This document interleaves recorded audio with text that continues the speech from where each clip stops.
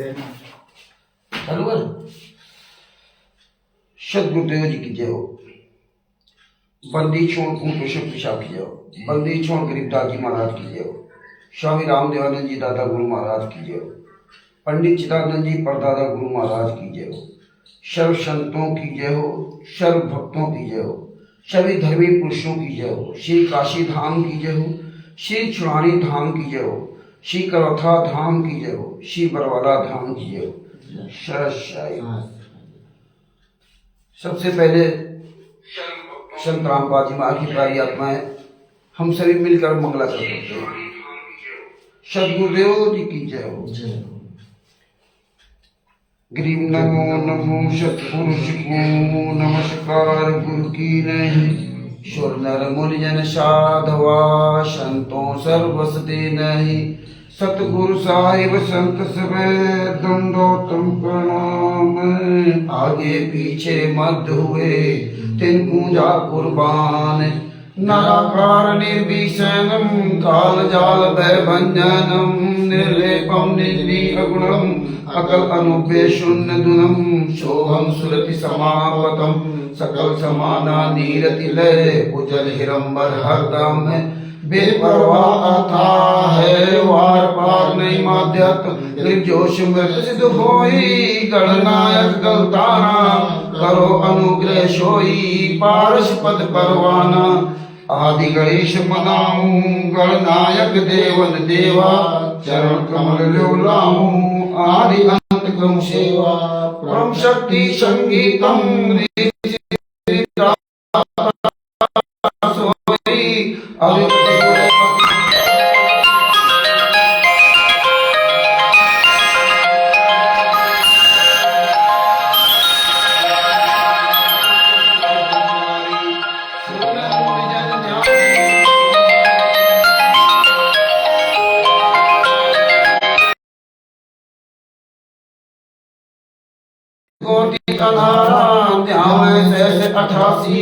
उतरे भोजल पारा कटिए यम की फांसी।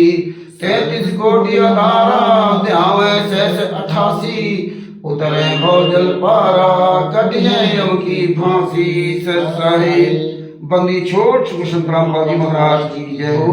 परमात्मा की शहीद प्यारी आत्माओं को कानपुर से रामचंद्र दास की ओर से सत्सहित। दास का मोबाइल नंबर है 9140 62 26 67। भगत भाइयों, आज 16 अक्टूबर 2025 का दिन है और आज हम उत्तर प्रदेश के जिला फर्रुखाबाद में अरविंद दास जी के यहाँ परमात्मा की दया से ये लाइव प्रसारण किया जा रहा है। और बंदी छोड़ की बहुत बड़ी दया है। उत्तर प्रदेश के जिला उन्नाव से अमित दास जी भी परमेश्वर की दया से अपने समय से आकर उपस्थित हुए। और आज का दिन स्पेशल क्यों है, इतना महत्वपूर्ण क्यों है? क्योंकि हमें आपको संत रामपाल जी महाराज के शिष्य होने के नाते हमें आपको पता होना चाहिए कि 16 अक्टूबर 2018 को संत रामपाल जी महाराज को FIR नंबर 429/2014 में 4 महिला 1 बच्चे की हत्या में शास्त्रम मरते दम तक आजीवन कारावास की सजा हिसार पूर्व दी गई, जिसके वजह से संत रामपाल जी महाराज 18 नवंबर 2014 से वर्तमान समय यानी कि 16 अक्टूबर 2025 चल रहा है। संत रामपाल जी महाराज एक दिन के लिए, 1 घंटे के लिए, 1 मिनट के लिए उनको जेल से बाहर नहीं छुड़वाया गया। तो उसी वजह से आज यहां हम सभी लोग इकट्ठा हुए हैं कि ये 16 अक्टूबर 2018 का दिन, ये मनहूस दिन, ये ऐसा दिन जिस दिन हम आपके सदगुरुदेव संत रामपाल जी महाराज को शास्त्र मरते दम तक आजीवन कारावास की सजा सुनाई गई और हम आप अपने गुरु के दर्शन से दुर्लभ हो गए, गुरु के चरणों से, उनके जो है चरण वंदना करने से भी दूर हो गए। और जब तक हमें अपने गुरु का सानिध्य नहीं मिलेगा, साथ नहीं मिलेगा, तब तक हमारा कभी कल्याण नहीं हो सकता। बिना गुरु के गुर बिन माला फेरते गुर बिन देते दान, ये दोनों निष्फल है चाहे पूछो वेद पुराण। तो भगत भाइयों, इसलिए आज 16 अक्टूबर 2018 का जो दिन था, तो आज इसलिए 16 अक्टूबर 2025 के दिन फर्रुखाबाद के अरविंद दास जी ने कहा, रामचंद्र जी 16 अक्टूबर के दिन हम प्रोग्राम रखते हैं और पूरी दुनिया को वो सच्चाई बताते हैं क्या क्या हमारे विरुद्ध घटना हुई।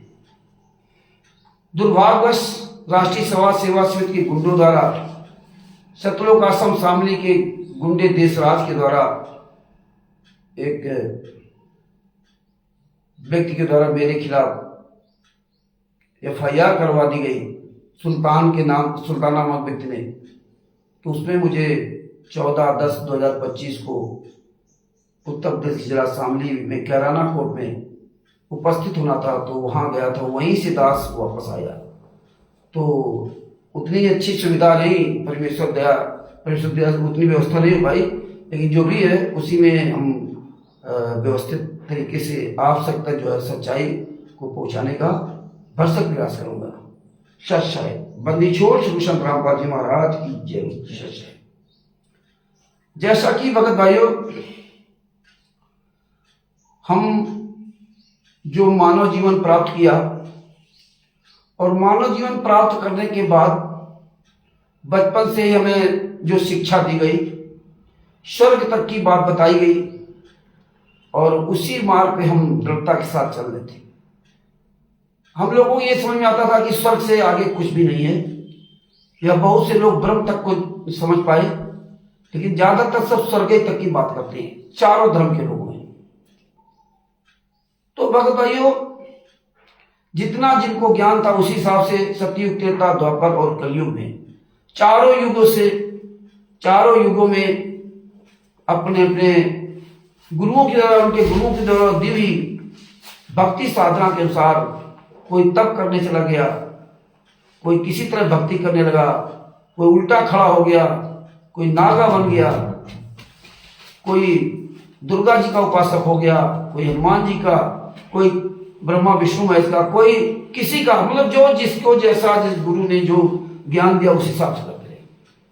उसी कड़ी में हमारे सदगुरुदेव जी संतरामपाल जी महाराज का 8 सितंबर 1951 को जन्म हुआ। और अपना जिस तरह हम आप लोगों का अपना जो है उम्र बढ़ती गई, शिक्षा दी गई, उसके साथ से जिम्मेदारियां बढ़ती गई, जो जैसा हमारे समाज में चलता उस हिसाब से उनकी जो है शादी हुआ, संपन्न कराया गया, बच्चे हुए।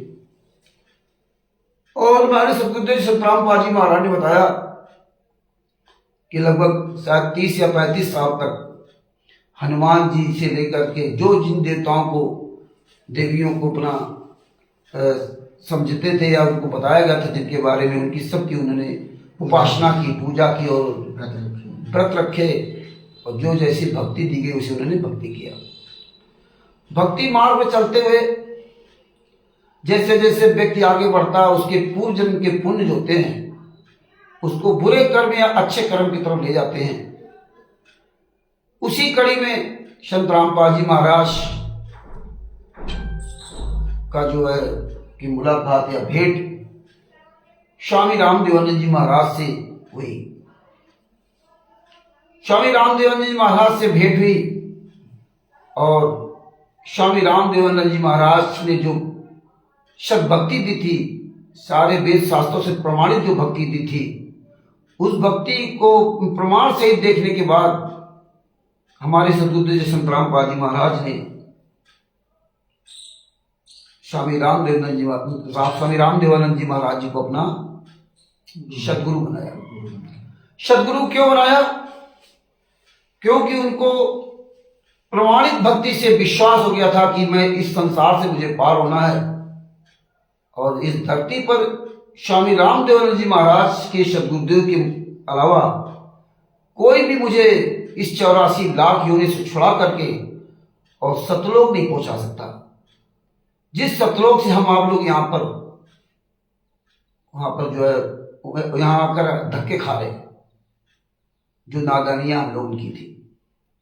हालांकि संतराम पाल जी महाराज के बारे में कबीर सागर सरलाट में वैसे भी बताया गया, परमात्मा ने कहा था धनीधर दास जी से कि धनीधर दास तुम 8वीं श्रुति हो।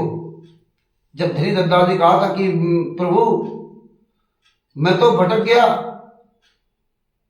भटकने का मतलब ये फेल नहीं हुए, वो सतलोक गए, लेकिन वो इतना था कि हम बता देंगे मोबस, अपने लड़के को हम सार नाम सार शब्द बता देंगे मोबस, इसलिए मुझे जिंदा दफना दीजिए। मतलब जिंदा दफन हो जाना बहुत बड़ी बात है, बहुत बड़ी बात है। और तिमिर दूध पौंड तक जैसे लोग क्या कहते हैं कि वो तो पार नहीं बेटे। हाँ, उन्होंने स्वयं कबीर साहब से कहा था कि मुझे जिंदा दफना दीजिए। बहुत बड़ा त्याग किया उन्होंने, और क्योंकि उनको भी पता चल गया था कि सतलोक के अलावा जितने भी लोग हैं सब नाशवान हैं और 84 लाख योनि हमारी दुर्गति होनी है। जिसको अपनी दुर्गति को सामने नजर आने लगती ना, तो ऑटोमेटिक उसकी बुद्धि खुल जाती है। बात बाकी तो आपको मालूम है, जैसा कि सतगुरुदेव जी ने उनके बारे में धनीधर दास जी के बारे में अच्छी तरह बताया। तो धनीधर दास जी को चिंता हुई कि महाराज कबीर साहब से प्रार्थना की कि हे बंदी छोड़, ये बताइए मेरे वंशजों को कैसे क्या हाल होगा, उनको कैसे पार होगे। तब कबीर साहब ने कहा कि धनीधर दास जी तुम 8वीं श्रुति हो, तुम एक अच्छी आत्मा हो, 8वीं श्रुति हो, तुम्हारे बाद फिर किसी को आना नहीं था, लेकिन तुम भटक गए। लेकिन तुम चिंता न करना, 9तम श्रुति बोध प्रकाशा, 9तम श्रुति बोध प्रकाशा, यानी कि 9वीं जो अच्छी आत्मा है मैंने मिनी सतलोक में छिपा रखी है।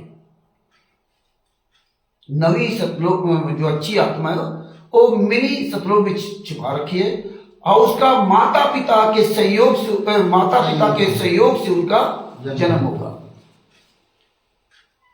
और जो उनसे आपका जो भी वंशज है, उनसे जो नाम दीक्षा लेकर के वो मर्यादा में रहकर भक्ति करेगा, उसका पूर्ण मोक्ष होगा। धनीधर दास जी को ये बता गए। तो मिनी सतलोक में संतराम पाल जी महाराज कबीर साहब ने रखा था, जैसा कि उन्होंने बताया। तो संतराम पाल जी महाराज को यहां उनको माता इंद्रो के गर्भ से, इंद्रो माई के गर्भ से उनका जन्म हुआ। और स्वामी राम देवानंद जी महाराज को जब अपना गुरु बनाया, तो फिर संतराम पाल जी महाराज ने सदरा जी की तरह काम किया। सिर सौंपा गुरुदेव को सफल हुआ ये शीश, और नित्यानंद जी महाराज जी आप बसे जगदीश, ऐसे पूरी मतलब जो है सिर सौंपा गुरुदेव को सफल हुआ यो शीश, नित्यानंद महाराज जी आप इस दास की आप जगदीश। मतलब तो जिस तरह सदना जी ने पहले दिन ही सत्संग सुना था, पहला दिन नाम दीक्षा भी नहीं ली थी, और वो फिर अपने मालिक का कहना नहीं माना। बात बाकी आपको पता है, लंबी क्या घटना कहानी ना बता करके सत्संग पता है।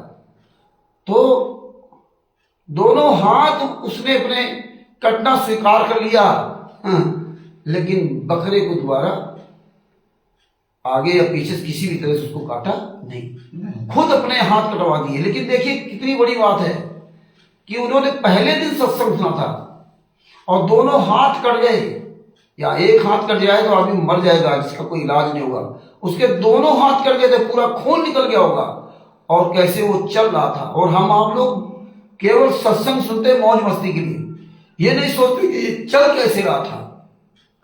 चल इसलिए रहा था क्योंकि वो सदगुरुदेव को सौंप दिया था, और हम आपने सदगुरुदेव को अभी तक कुछ सौंपा नहीं है, चाहे जितने पुराने अपने आप को भगत कहते हो।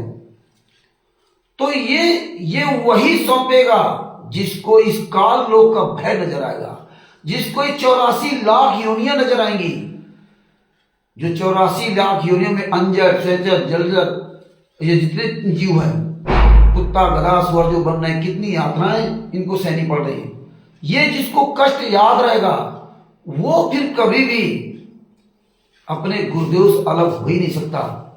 वो तो फिर रियल में सब गुरुदेव को अपना सौंप दिया, फिर कुछ भी करें गुरुदेव जी। तो ये संत रामपाल जी महाराज को उस ज्ञान आधार से समझ में आया और उन्होंने अपने आप को सर्वस्व सौंप दिया अपने गुरुदेव को, और इतनी ऐसी सेवा की अपने गुरुदेव की, इतनी विकट सेवा की कि देखिए 1988 में स्वामी रामदेवानंद जी महाराज ने परम पूज्य सदगुरु संत रामपाल जी महाराज को अपनी शरण लिया, और 1994 में यानी कि मात्र 6 साल बाद संत रामपाल जी महाराज को अपना पूरा कारभार सौंप दिया, अपना पूरा कारभार सौंप दिया। मात्र 6 साल पुराने वक्त को सार नाम सार शब्द दिया, मंत्र, तीनों मंत्र, सार नाम सार शब्द, वो सब दिया, पूरा कारभार सौंप दिया। और आशीर्वाद क्या दिया? जब संत रामपाल जी महाराज घबरा गए, जैसा कि हमारे गुरुदेव जी ने बताया, पसीना पसीना हो गए, स्वामी रामदेवानंद जी महाराज ने आशीर्वाद दिया कि चिंता न कर बेटा, तेरे समान पूरे विश्व में कोई दूसरा संत नहीं होगा, और ये मेरा आशीर्वाद है तुझको, और मैं हमेशा तेरे साथ रहूंगा, तुम चिंता मत करो। सदगुरुदेव जी महाराज ने बताया कि हम डर गए थे कि इतना बड़ा भार कैसे संभालेंगे, और जितने शिष्य थे उनके, स्वामी रामदेवानंद जी महाराज के जितने भी शिष्य थे, जो भी 10 साल, 20 साल, 50 साल, 75 साल, जितने भी पुराने शिष्य थे, उनसे सबसे कह दिया कि आज के बाद हम तुम्हारे गुरु नहीं रहे, ना तुम मेरे शिष्य हो। अगर तुम पार होना चाहते हो तो इनको अपना संत रामपाल जी महाराज को दोबारा अपना गुरु बनाओ, और फिर मर्यादा में रहकर भक्ति करते हुए, भक्ति करोगे, मर्यादा में रहकर भक्ति करोगे तो यहां से पार हो सकते हो, भगना नहीं। उसमें सब लोग फेल हो गए। हालांकि बताते हैं कि 1 लाख शिष्य थे, अंत में 2 ही बचे थे शिष्य, संत रामपाल जी महाराज एक और। तो उसने कहा कि बूढ़े हो गए, संत रामपाल जी महाराज कहा कि बूढ़े हो गए, इनको छोड़ दो, चलो चलते सठिया गए। तो गुरु जी ने कहा कि तुझे ये बात कहती है, तेरी जबान निकल गई। ये परीक्षा ली थी संत रामपाल जी महाराज ने, ये परीक्षा ली थी स्वामी रामदेवानंद जी महाराज ने, क्योंकि उनको यहां से जाना था और अपना ये कारभार संत रामपाल जी महाराज को सौंपना था।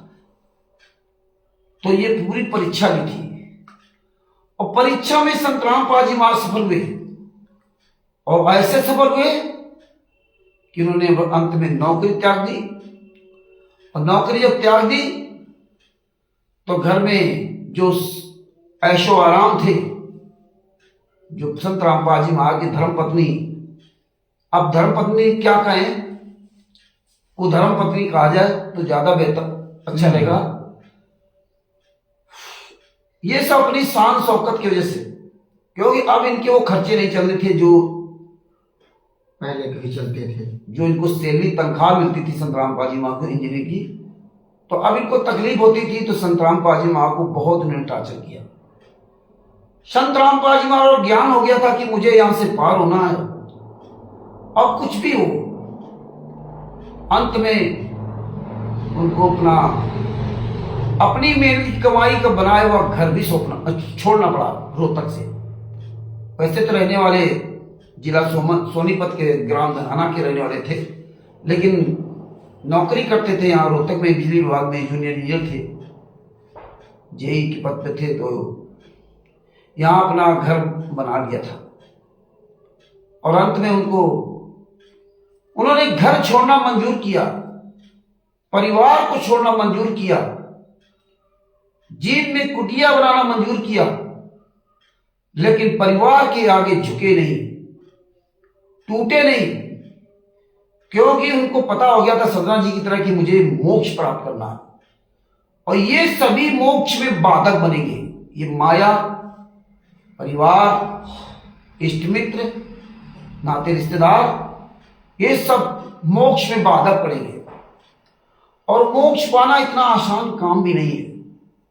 काल ब्रह्म इतनी आसानी से यहां से किसी को जाने नहीं देता, क्योंकि उसको पता है कि अगर एक जीव यहां से आसानी से चला गया तो यहां अन्य जीवों की लाइन लग जाएगी, सभी यहां से निकल जाएंगे, तो मेरा क्या होगा।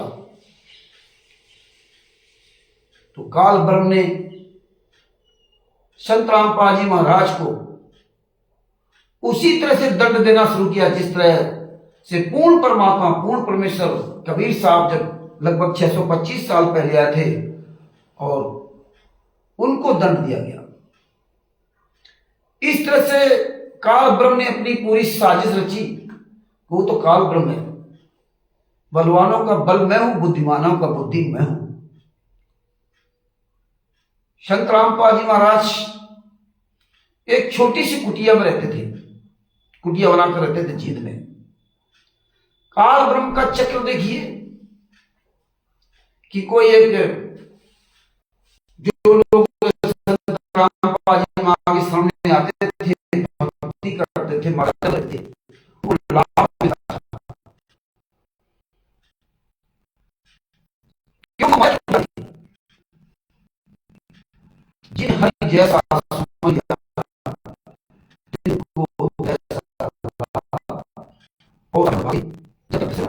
जो जैसा स्मरण करता है उसको वैसा ही उसको फल मिलता है। तो जो माया की पुजारी थी, जो राजीव अहलवालिया है, महाराष्ट्र का ट्रक का कारोबार है, उनके पिताजी को जो भी लाभ हुआ होगा, उस समय तो दास वहां नहीं था, जितना दास दूसरों के द्वारा सुना उतनी बात दास कर रहा है। और उन लोगों ने करौथा में एक छोटी सी जमीन लेकर के छोटा सा आश्रम बनाया।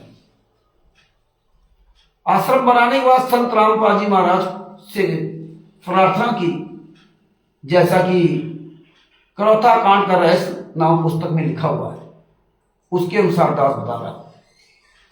संत रामपाल जी महाराज प्रार्थना की कि हे बंदी छोड़, आप पधारे आश्रम में और वहां सत्संग करें, पूरी दुनिया सुनेगी। संत रामपाल जी महाराज उनकी प्रार्थना स्वीकार की, या क्या हुआ उसके बारे में हम प्रमाणिकता के आधार से नहीं बता सकते, कह सकते। जो सुनी सुनाई बात है वही बात कह सकते। कल कोई ये ना कहे कि रामचंद्र अपनी तरफ से बात बना रहा था। करौथा आश्रम में जाने के बाद संख्या बढ़ने लगी लोगों की। काल ब्रह्म को अपना चाल चलना था। काल ब्रह्म को चलना था, चाल अपनी चली कि ये जीव संत रामपाल जी महाराज के द्वारा बताई भक्ति और खास मर्यादा कर सके। मन चाहे जितना चाह करे कोई बात नहीं, लेकिन मर्यादा कर सके। तो उसने माया धो दिया, और माया की पुजारी थी काल के दूत महेंद्र, संत रामपाल जी महाराज महेंद्र, और गुरु जी की पत्नी अनारू माई, उसमें वीरेंद्र, मनोज, जितने भी बड़े उम्र के हो, ये सब लोगों ने मिल करके और अन्य लोगों ने मिल करके जो आश्रम बनाया, करौथा आश्रम, तो सबसे पहला काम उन्होंने एक ट्रस्ट बनाया, हालांकि कबीर साहब से लेकर संत रामपाल जी महाराज के पहले तक, स्वामी रामदेवानंद जी महाराज तक कोई ऐसा प्रमाण नहीं मिला है कि उन्होंने कोई संस्था बनाई हो। स्वामी रामदेव जी महाराज के भी लाखों शिष्य थे, लेकिन दास को कभी ये सुनने नहीं मिला कि उन्होंने कोई संस्था बनाई। क्योंकि जहां संस्था बन जाती है तो वहां फिर ऑटोमेटिक पद मिलते हैं, और फिर आदमी जो है ना वो पद पा करके उसको बौराना ही बौराना है। राष्ट्रीय समाज सेवा समिति जो वर्तमान समय बोली जाती है, जो मनिंदर धर्मार्थ ट्रस्ट बोले जाते हैं, इन कुंडों ने 1999 में बंदी छोड़ भक्ति मुक्ति ट्रस्ट बनाया। संत रामपाल जी महाराज के आदेशानुसार बनाया या नहीं बनाया, क्योंकि आदेशानुसार तो हम नहीं कह सकते, क्योंकि जिन संत रामपाल जी महाराज ने 1994 में अपना घर परिवार सब त्याग दिया था, तो उसको दोबारा कैसे बन गया? कहते परमात्मा की जो तुम छाड़ो हाथ तो कौन उतारे पार। जिसको उस परमात्मा ने, जिसको उस गुरु ने त्याग दिया हो, उसको कोई असंख्य ब्रह्मांडों में बचाने वाला नहीं, जिसको गुरु ने त्याग दिया। और गुरु ने अपने घर परिवार नाते रिश्तेदार सबको त्याग करके तब जीव में कुटिया बना के रहते थे, तो सबको त्याग दिया था। और दास 24 में 2014 में सतलोक आश्रम बड़वाला में गया था, वहां टीवी द्वारा नाम दीक्षा लिया। और वर्तमान समय तक या इसके पहले भी हम जो भी वीडियो देखते हैं, कभी भी हमने नहीं देखा कि संत रामपाल जी महाराज ने कभी अपने जगत के नाते छोटे वाले भाई महेंद्र से बात करते हुए, या पत्नी अनौरमाई से बात करते हुए, या बेटा बेटी वीरेंद्र मनोज और अंजू मंजू से बात करते हुए कभी भी आपने कोई भी वीडियो ऑडियो नहीं सुना होगा। आश्रम के अंदर कहीं भी हो, आश्रम के अंदर हो चाहे बाहर भी हो, ना सत्संग के माध्यम से आपने उनकी अच्छाई सुनी होगी। जबकि संत रामपाल जी महाराज ने सत्संग के माध्यम से 2008 में या उसके पहले सत्संग के माध्यम से स्पष्ट पूरी दुनिया के सामने बता दिया था कि मेरी बेटा बेटी 4 संतानें थी। मेरी बेटा बेटी 4 संतानें थी का मतलब पहले थी, अब मर चुकी। ये हमारी नहीं है। जिस दिन तक घर छोड़ा उस दिन तक मेरी नहीं है। मेरी बेटा बेटी 4 संतानें थी। मैं जानता हूं कितनी मेरी सेवा करते थे। मैंने उस प्रभु की परमात्मा की रटना लगाई, तो आप जैसे मेरे लाखों बेटा बेटी हो गए। अब एक को आवाज देता हूं तो 10 खड़े हो जाते हैं। तो कहीं भी अपने परिवार का जिक्र नहीं किया संत रामपाल जी महाराज ने। और ये जो परिवार था, और ये सब माया के पुजारी थे। और जैसे बलजीत जो पिताजी थे, उनको पार होना था, उनको पता था इस संसार से, मोह माया से हमें दूर होना है, हमें सतलोक जाना है। तो संत रामपाल जी महाराज ने, हमारे सतगुरुदेव जी संत रामपाल जी महाराज ने उनके बारे में बताया भी, यो सीधे यहां से सतलोक गए। आज वही बलजीत है। और आज आप देखो पूरी राष्ट्रीय समाज सेवा समिति, इनको कोई सतलोक से लेना देना नहीं, बढ़िया नेता बने घूम रहे। और संत रामपाल जी महाराज को जेल में डालने के लिए इन्होंने अपना षड्यंत्र रचना शुरू कर दिया। और इसीलिए इन्होंने ट्रस्ट बनाया था। और ट्रस्ट बंदी छोड़ भक्ति मुक्ति ट्रस्ट जो बनाया था, और बना करके इन्होंने ये नई प्रथा चालू की। सदियों से जो गुरु और शिष्य की परंपरा चली आ रही है, इसमें कहीं कोई फार्म भरने का सिस्टम नहीं हुआ, क्योंकि आध्यात्मिक है। ये अपना इंटरनल मैटर है। ये कोई कोर्ट कचहरी का मुकदमा नहीं है जो आपको ट्रस्ट के पर्चे पर या किसी कागज पर आपको लिख के दिया जाए कि आज के बाद तुम मेरे शिष्य हो गए। और हम आपके गुरु हो गए। तो ये नई परंपरा इन काल के दूतों ने चालू की और हम आप सत्संग तो सुनते थे, लेकिन सबसे ज्यादा हम मोहित इन काल के दूतों पे हो गए थे, क्योंकि मेरे अंदर ये भाव आ गया था, मेरे अंदर तो मतलब हम सभी जो भगत भाई बहन हैं कि ये पत्नी है, ये बेटा है, ये बेटी है, ये भाई है, ये परिवार है, ये संत रामपाल जी महाराज के बहुत क्लोज है। इनको देखकर हम मोहित थे। और यही हमारे आपके संग्राम का है। स्वयं अपने के लिए झांके थी। वही सब संत रामपाल जी महाराज ने बताया था कि आप जब सतलोक में थे तो काल ब्रह्म लाखों किलोमीटर दूर तप कर रहा था और आपको सारी सुविधाएं वहां फ्री थी, खाना पीना, फल फ्रूट, रहना सहना, VIP सब बंगले मकान, जो चाहो जहां चाहो जब चाहो खाओ पियो। वो पूरा शरीर के अंदर मेल्ट हो जाता था, ना लेटरिन जाना ना बाथरूम जाना।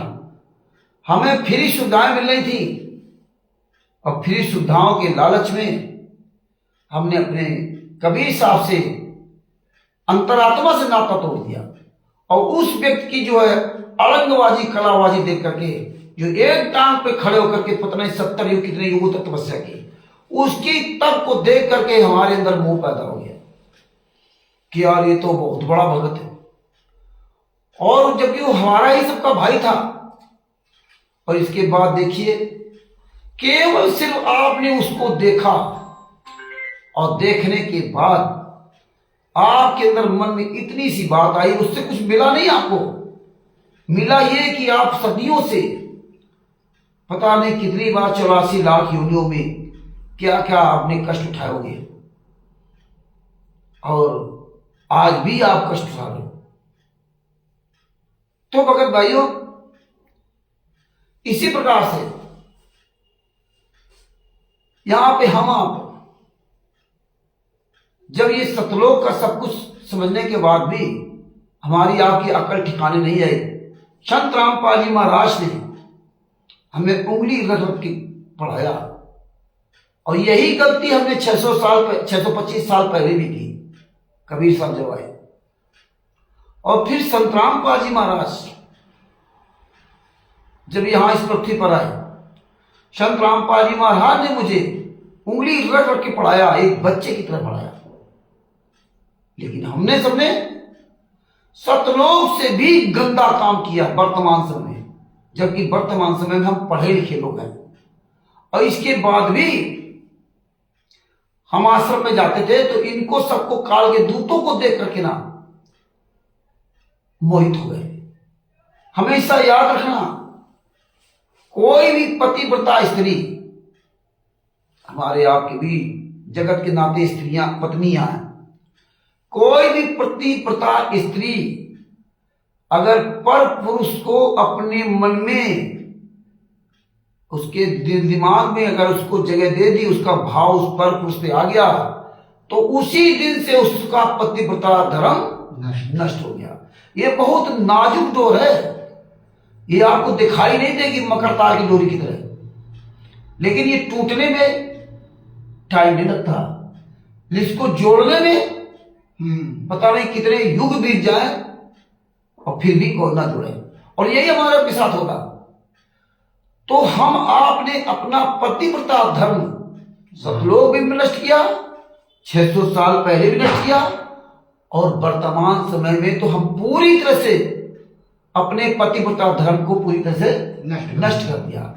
अपने पति परमेश्वर सतगुरु संत रामपाल जी महाराज से ज्यादा राष्ट्रीय समाज सेवा समिति गुंडों को, पवन टक को, तिमिर दूत पवन टक को, संजय नकली नानक को, काकभूषण को, सदभूषण से गद्दार लोगों को, तमाम तरह के ऐसे लोग आए, जो नाता संचालकों को, कोऑर्डिनेटरों को, स्टेट कोऑर्डिनेटरों को, आदि लोगों को हमने अपने गुरु से ज्यादा महत्व दिया और आज भी दे रहे हैं।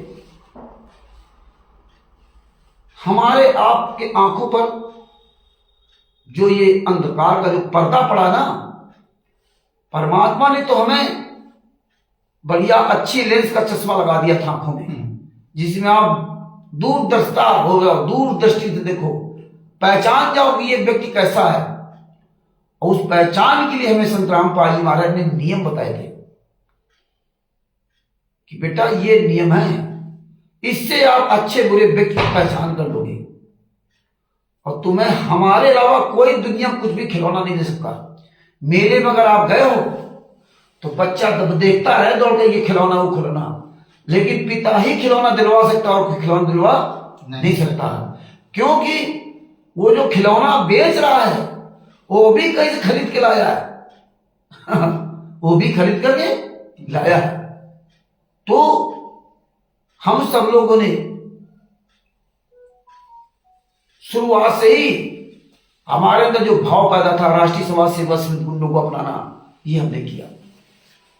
और उसका परिणाम ये हुआ कि ये कालदूत माया के लोभी, इनको सतलोक जाने की चिंता नहीं है, क्यों कहते ना विनाश काले विपरीत बुद्धे।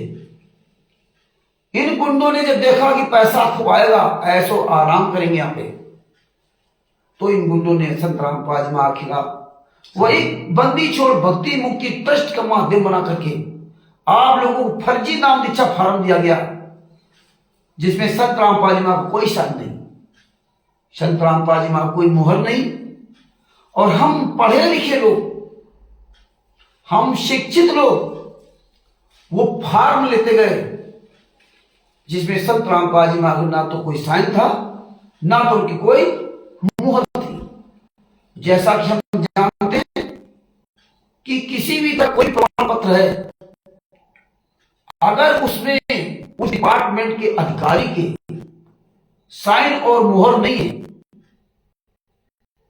तो वो प्रमाण पत्र फर्जी माना जाएगा। और हम आप ये देखते थे संत रामपाल जी महाराज आश्रम बैठे और फार्म लेके चले, फार्म भराया, 4 आज लगी, ठीक है, हाँ गुरु जी बता रहे सतनाम भेजा, तो उसके संत रामपाल जी में बताया था कि यूबरू कोई ऐसे फार्म भरा दे और वैसे हमारे साइन बना दे, तो वो जब असली अधिकारी के पास जाएगा तो वहां पर वो आ जाएगा, वहां तुम्हारा ये असली नकली वाला खेल नहीं चलेगा, क्योंकि चित्रगुप्त जी आपकी वीडियो बना रहे हैं। और ये बात हम आप भूल गए जब आप भूल गए तो आम आदमी क्या करेगा। और ये वहीं से पतन की कहानी शुरू हुई, हमारी आपकी पतन की कहानी, ना कि संत रामपाल जी महाराज की पतन की कहानी। पतन की कहानी तो हमारी आपकी शुरू हुई है, संत रामपाल जी महाराज की पतन की कहानी नहीं है। लेकिन हमारे आपके वजह से संत रामपाल जी महाराज को इतना दुख झेलना पड़ रहा। अगर हम आप जागरूक होते तो आज हमारे सदगुरुदेव जी जेल में नहीं होते, हमारे सामने होते। आपको इस्तेमाल किया जा रहा है, आपके पैसे का इस्तेमाल किया जा रहा है, आपको इस्तेमाल किया जा रहा है। एक सिरफिरा व्यक्ति आपको इस्तेमाल कर रहा है और आपके ही गुरु के खिलाफ इस्तेमाल कर रहा है, और आप खुशी खुशी अपने गुरु के विरुद्ध कार्य करने के लिए 24 घंटे इन गुंडों का खुलकर साथ दे रहे हैं।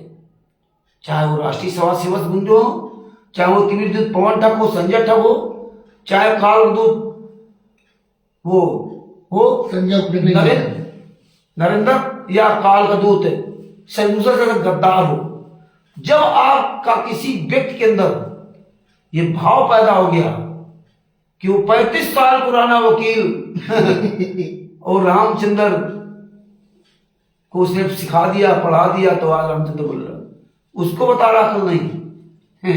लेकिन ये प्रमाण है कि इनको कितनी अकल है, उसका प्रमाण सहित आप सबके सामने रखा गया है। और उस प्रमाण को आप स्वीकार करें या ना करें, उससे फर्क नहीं पड़ता।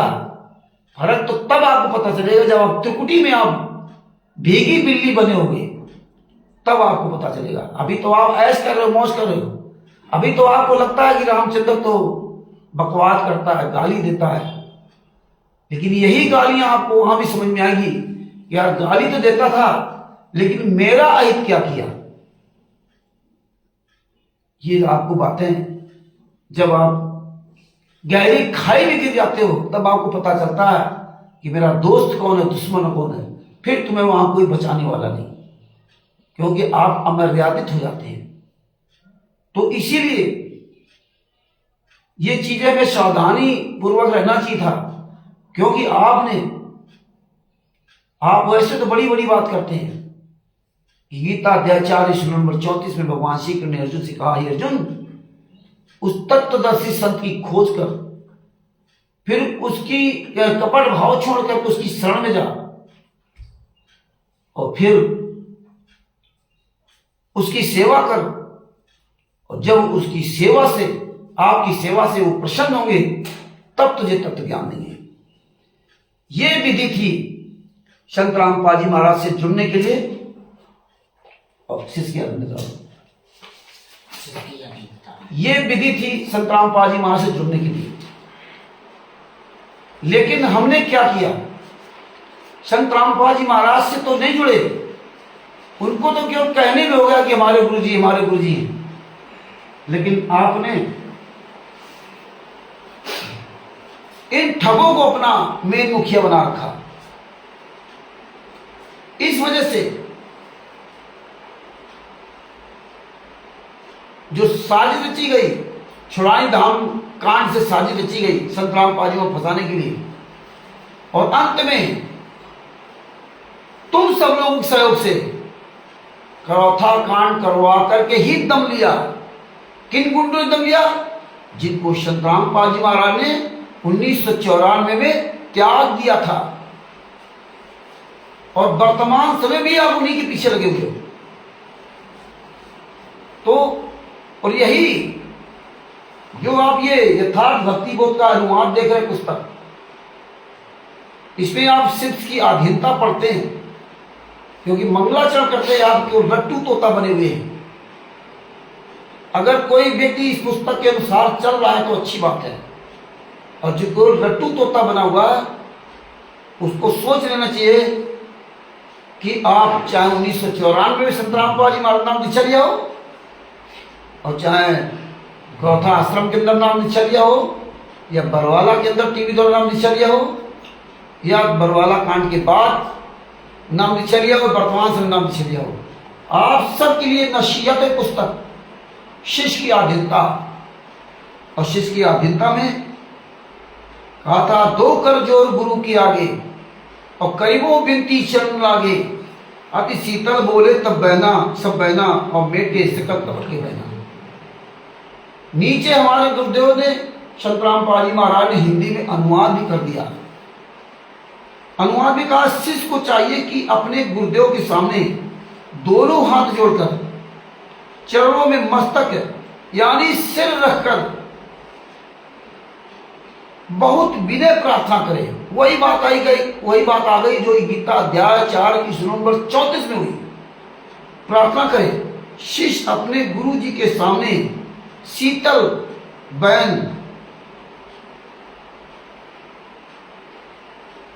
क्या है वचन, शीतल बहन अर्थात वचन, सर्व वचन गुरु जी के सामने अति शीतल, बहुत प्यारे, हृदय में शीतलता उत्पन्न करने वाले कहे, सब छल कपट के झूठे वचन, बहना मतलब वचन मेटे मतलब समाप्त करे, अर्थात त्याग देना चाहिए। झूठ भरे चाशनी सब त्याग देनी चाहिए।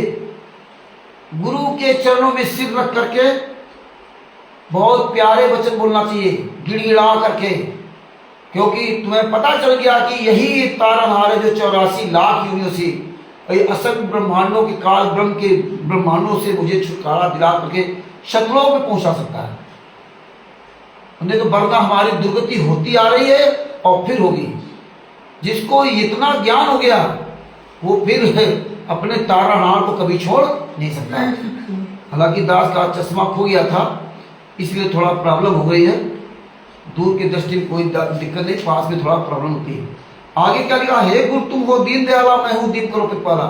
ये सब पूरी विधि आप स्वयं पढ़ेंगे और ऐसे बताएंगे तो वो लंबा हो जाएगा, आगे खुद पूरा पढ़िए। इसके बाद जो क्या लिखा है, द्विजय गुप्त मंत्र उपदेश सुनाओ, उपदेश सुनाओ। हाँ, जन्म मरण बहुत दुख बचाओ। ये सब ऐसे प्रार्थना लिखी है और आप इसको गाना गाते हो। ये नित्य वर्वेणी संध्या आरती को गाना बना रखा है और ये प्रार्थना लिखी है अपने गुरुदेव के लिए। लेकिन तुम तो सुबह शाम, सुबह टाइम केवल कहानी पढ़ लिया और इसके बाद दिन भर किसके पीछे चलते हो, रांची समाज सेवा सिद्धुंडों को मुखिया बना लिया, कोऑर्डिनेटरों को, नामदान संचालक को, तीन दूत पवन तक को, संजय नकली नानक को, काक भूषण को और उषा से गद्दारों को और तमाम तरह के लोगों ने अपने अपने मुखिया चुन लिए। लेकिन इसमें क्या था, गुरुदेव के अलावा कोई दूसरा नहीं था। लेकिन अगर आप इन बातों को समझे होते तो आज हमारी अपनी दुर्गति न हुई। फिर इसमें क्या लिखा, यो आधीन होए शिष्य भाई, तब वो शिष्य पर कृपा करे गुरु। जब इतनी आधीनी भाव हो जाए, आप विचार कीजिए कि आपके अंदर कितनी आधीनी भाव है। तीन दूत पवन ठग के अंदर कितनी आधीनी भाव है, आपके द्वारा लूटे हुए पैसों से ऐश कर रहा है और आप खुशी खुशी पैसा दे रहे हैं। और सत्संग सुनते हो नरसिंह जी का, सत्संग सुनते हो संत रामपाल जी महाराज का, कि संत रामपाल जी महाराज, नरसिंह जी तो बात छोड़ दीजिए, वो तो मान लो लगभग 625 साल पहले की बात है। अरे वर्तमान समय में जो आपके सदगुरुदेव संत रामपाल जी महाराज, हमारे सबके सदगुरुदेव संत रामपाल जी महाराज ने इंजीनियरिंग की नौकरी छोड़ी, इंजीनियर जेई की नौकरी छोड़ी, जूनियर इंजीनियर बिजली विभाग में, वो नौकरी छोड़ी कि हमारे परमात्मा ने, हमारे सदगुरुदेव स्वामी रामदेवानंद जी महाराज ने जो नौकरी दी है, इस नौकरी से हम ये 84 लाख योनियों से और ये काल के ये ब्रह्मांडों से पार होकर के सतलोक में मौज करेंगे। तो यहाँ की उन नौकरी त्याग दी, ये कागज के टुकड़ों में, जो कागज के टुकड़ों में नोट का रूप छाप के दे दिया, जिसकी कोई वैल्यू नहीं। कागज की वैल्यू क्या है? भारत के प्रधानमंत्री नरेंद्र मोदी ने 1 मिनट के अंदर सबको जो है रद्दी बना दिया, नोटबंदी कर दी। आपको विचार करना चाहिए कि नरसिंह जी के पास तो उस जमाने में 56 करोड़ थे, वो भी नंबर 1 सोने की गिन्नियां थी, नंबर 1। उन्होंने उनको ठोकर मार दी और आज आप देखिए राष्ट्रीय समाज सेवा समिति गुंडे आपके पैसों से वीवीआईपी आश्रम बना रखे, आपके पैसों से तीन दूत पवन ठग देखिए कैसे ऐश कर रहे हैं, मौज कर रहे हैं। ये तुम्हें भक्ति सिखा रहे हैं कि आप इनके अंदर में जाकर के आप दान करते हो, आप पाठ करवाते हो, आप इनको पैसा देते हो, इनसे ज्योति जलवाते हो, जबकि स्वयं कर्म करना चाहिए, किसी के अधीन नहीं करना चाहिए। आप अपने गुरु की अधीनी छोड़ करके आप इनके सबके चुंगल में आकर के अपना जीवन बर्बाद कर रहे हो। इसीलिए इसमें कहा था, इस अमृत वाणी में परमेश्वर कबीर जी ने अपने कृपा पात्र भक्त को समझाया है। देखिए इस वाणी में यो आधीन होए शिष्य वही और शिष्य पर कृपा करे वही। मतलब इस वाणी में कबीर साहब ने अपने कृपा पात्र भक्त को समझाया है। किस भक्त को? जो गुरु पद पर विराजमान है, गुरु पद पर विराजमान है, जो गुरु पद पर विराजमान, यानी कि जिनको नाम दीक्षा देने का अधिकार दिया गया है। अर्थात स्वामी रामदेवानंद जी महाराज ने संत रामपाल जी महाराज को गुरु पद दिया, नाम दीक्षा देने का अधिकार दिया। तो संत रामपाल जी महाराज को नसीहत दी है, या जो भी इस तरह से हमारे जितने भी गुरु प्रणाली में दादा परदादा है, सबको ये नसीहत दी गई, क्योंकि नसीहत एक होती है, नसीहत में कोई परिवर्तन नहीं होता। जो नियम मर्यादाएं भगत के लिए होती हैं, वही नियम मर्यादाएं गुरु के लिए होती है। वही नियम मर्यादाएं उस परमात्मा के लिए होती है। अगर परमात्मा वो नियम पे नहीं चलेगा तो वो अपने उस भगत को कैसे समझाएगा नियम पर चलने के लिए? वो भगत वो कैसे चलेगा? कौन भगत है?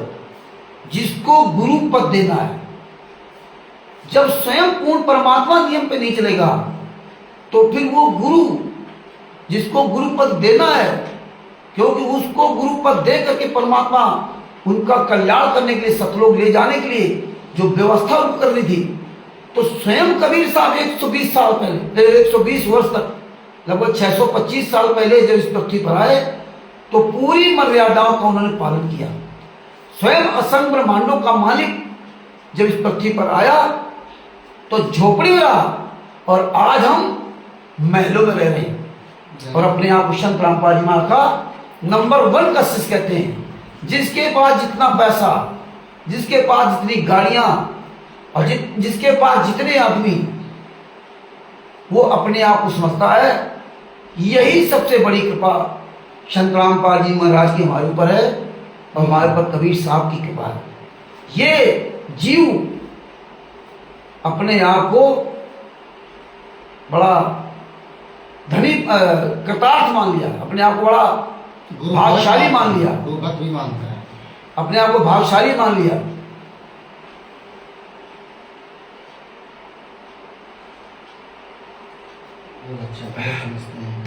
आगे गुरु ने कहा, जो गुरुपद विराजमान कहा है, जिस समय शिष्य उपरोक्त वाणियों में वर्णित आचरण वाला तथा आधीन दास भाव वाला विनम्र हो जाए, तब गुरु उस शिष्य पर कृपा करे, अर्थात नाम दीक्षा दे। जब उसके अंदर इतना आधीनी भाव हो जाए, आधीनी भाव का मतलब क्या है कि अब तुम्हें कैंसर लास्ट स्टेज का है और डॉक्टर ने बता दिया तुम्हें मरना है, मरना है, तो तुम क्या, तुम्हारा पूरा वंश उस डॉक्टर के चरणों में नाक रगड़ेगा। जिस परमात्मा को जिस भक्ति करते हो उसकी तुम नाक रगड़ोगे, क्योंकि वो असली आधीनी भाव है कि तुम्हारे सामने मौत खड़ी है। तो अब तुमको उस समय वो व्यक्ति चाहिए तुम्हारा बचावनहार है। तो जब ये तुम्हारे अंदर भाव होगा कि नहीं, वास्तव में मुझे फिर 84 लाख यूनिट जाना पड़ेगा, मैं सुबह उठ करके नाश्ता चाय पानी जो कर लेता हूँ, कुत्ते की तरह मुझे नाश्ता भी नहीं मिलेगा और मैं जगह जगह ठोकर खाते हुए अंत में क्या खाओगे ये सबको पता है। तो जिसके अंदर ये भाव आ जाएगा वो बकवास करेगा ही नहीं, वो धन इकट्ठा करेगा ही नहीं। बात बाकी तो परमात्मा ने जिम्मेदारी ली ना,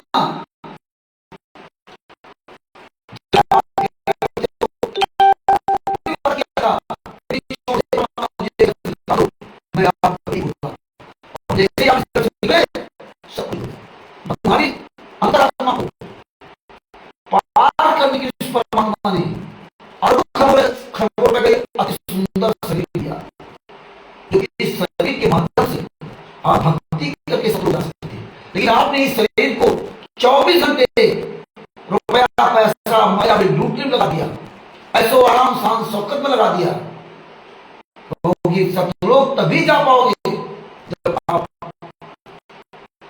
स्वाद छोड़ोगे, इस सांसारिक से वो ममता दूर होगी, योगी बनोगे, तभी आप सतलोक जा सकते, वरना नहीं सतलोक जा सकते। और सोचिए आप कितने बड़े योगी हो, आगे क्या कहा। हाँ, जब इतनी आधीनी भाव होता तो आप समझ लीजिए, जिस तरह पति जो 7 फेरे लेती है, तो उसको ये बता दिया, उसको ये बताया गया कि तेरा कल्याण इस पति से ही होना है। तो देखिए हमारे यहाँ हिंदू धर्म में स्त्रियों का क्या हाल है, कितना कठिन व्रत रखती है अपने पति की लंबी आयु के लिए। तीजा का व्रत रहती है, करवा चौथ का व्रत रहती है, जो करना नहीं चाहिए उनको। और उसमें तो बताते तीजा में तो निर्जला रहती है, पानी नहीं पीती। किसके? अपने पति के लिए, अपने पति को पति के रक्षा के इतना त्याग करती हैं कि हमारे इस पति से ही मेरा है। और हर स्त्री यही चाहती है कि पति के सामने मेरी मौत हो जाए, पहले पति की मौत ना, सबसे पहले मेरी मौत हो। ये हर स्त्री यही चाहती है। और आप अपने पति परमेश्वर सतगुरु संत रामपाल जी महाराज को गुरु तो बना दिया, लेकिन इसीलिए संत रामपाल जी महाराज ने कहा था, नारी कहावे पीर की पीऊ की रय और समझोए, और जार विदा मन में बसे खसम खुशी कहां, उसको कहां खुशी हो सकती है। यही हालात है कि आपको सतलोक की खुशी ना मिली है और ऐसे आचरण रहेंगे तो आपको कभी सतलोक की खुशी मिल नहीं सकती, क्योंकि सतलोक प्राप्त करने की एक पहचान है कि आपको नरसिंह जी की तरह बनना पड़ेगा, आपको अब्राहिम सुल्तान अधम जी की तरह बनना पड़ेगा, आपको स्वयं कबीर साहब जी की तरह बनना पड़ेगा, आपको वर्तमान समय में संत रामपाल जी महाराज की तरह बनना पड़ेगा कि उन्होंने घर परिवार भी त्यागा, नौकरी भी त्यागी, रुपया पैसा सब त्याग दिया, 1 रुपया किसी से ना भीख मांगी और ना कोई मतलब रखा। और आप लोग रात दिन मरे जा रहे हो कि बिना रुपया पैसे क्या होगा। परमात्मा ने क्या कहा कि मैंने नौकरी त्यागी, मैंने ये सब किया, तो बच्चों को क्या, पत्नी बच्चे मौज कर रहे हैं, ऐश कर रहे हैं, वो अलग बात है, उनकी विधि क्या थी, लेकिन वो बच्चे तो परमात्मा के थे, वो परमात्मा बना जाने जैसा कर्म करेंगे। लेकिन कालब्रह्म के चक्कर फंस गए या कहां फंस गए, उनके में कोई कमी नहीं परमात्मा की, तो हम क्यों इतना परेशान हो। तो संत रामपाल जी महाराज को अगर आप असली पति मानते तो ये तमाम तुम्हारे लघुआ भोगा पति कभी नहीं बनते। इसीलिए परमात्मा ने बहुत गहराई से मुझे समझाया। आगे क्या लिखा, गुरु से शिष्य तक दीक्षा मांगे। ऊपर तो परमात्मा ने नित्यनेम में जो शिष्य की आधीनता आप रोज पढ़ते हो, ये यथार्थ भक्ति बोध का अनुवाद पुस्तक है, और आप जो पढ़ते हो इसमें कहा, गुरु से शिष्य जब दीक्षा मांगे, मन कर्म वचन धरे धन आगे, ऐसी प्रीति देगी गुरु के दवाई, और बुद्ध मंत्र कहे बुद्ध भाई। इस पगड़ी में शिष्य को नसीहत शिक्षा दी है, जैसा इसमें लिखा यथार्थ भक्ति बोध का अनुवाद पुस्तक में। दास उन्हीं शब्दों को बता रहा है, अपनी तरफ से कोई मीन में मिलावट नहीं कर रहा है। इस पानी में शिष्य को नसीहत दी है कि जिस समय शिष्य गुरु जी के नाम दीक्षा लेते समय, कि जिस समय शिष्य गुरु जी से नाम दीक्षा लेवे, जिस समय शिष्य अपने गुरु से नाम दीक्षा ले, उस समय मन कर्म वचन से समर्पित होकर गुप्त दक्षिणा में धनराशि गुरु के सन्मुख अवश्य रखे। कुछ दक्षिणा में धनराशि गुरु के सन्मुख अवश्य रखे। ये विधि बताई है कि जब भी आप अपने गुरु से नाम दीक्षा लो, तो पहले बात तो आपके अंदर ये अधीनी भाव होना चाहिए, और फिर नाम दीक्षा लेते समय गुरु के सम्मुख आपको गुरु दीक्षा जब लेते हो तो आपको उसकी बदले में दक्षिणा कुछ जरूर देना चाहिए। आप टीवी के सामने नाम दीक्षा, और आप टीवी के सामने नाम दीक्षा ली हो या डायरेक्ट गुरु के सामने नाम दीक्षा लिया हो, अगर आप इस विधि के अनुसार न नाम दीक्षा लिया और ना गुरु बनाया, तो चाहे आप डायरेक्ट नाम दीक्षा लिए हो तब भी आपका वो सफल नहीं होगा। क्योंकि अब आप कहोगे परमात्मा जानते सारनाम शाश्वत प्रथम मंत्र वो दे दिया, तो सारनाम तो कमाल को भी दे दिया था, कमाल को भी दे दिया था।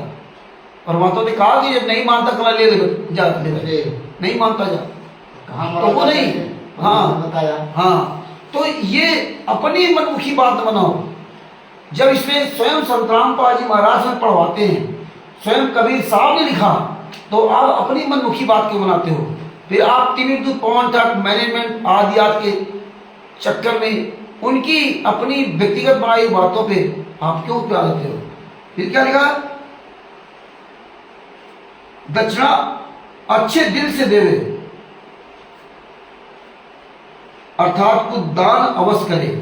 इस अमृत वाणी में परमेश्वर कबीर जी ने गुरु पद पर विराजमान अपने कृपा पात्र संत को नसीहत शिक्षा दी है कि जिस समय दीक्षार्थी में उपरोक्त श्रद्धा दिखाई दे, उपरोक्त श्रद्धा दिखाई दे, नरसिंह जी की तरह है, अब्राहिम सुल्तान अधम जी की तरह, मीरा जी की तरह, धरी धर्मदास जी की तरह, सदना जी की तरह, आदि आदि उनकी तरह जब उनके अंदर श्रद्धा दिखाई दे, तब उसको गुप्त मंत्र अर्थात सतनाम, तब उसको सतनाम दे जो 2 अक्षर का है। ऐसे नहीं आओ ले सतनाम चले गए। वो आज यही हाल है कि आपको जो सतनाम मिल रहे हैं ना, इसीलिए आपकी दशा खराब है कि आप कायरों की तरह डरे हुए हो।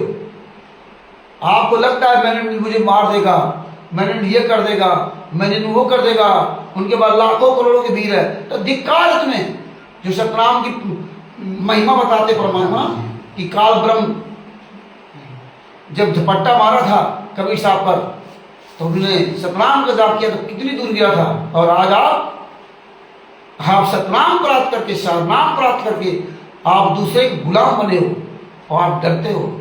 आज ये संगत कायर बनी, अपना अलग अलग मुखिया चुन लिया।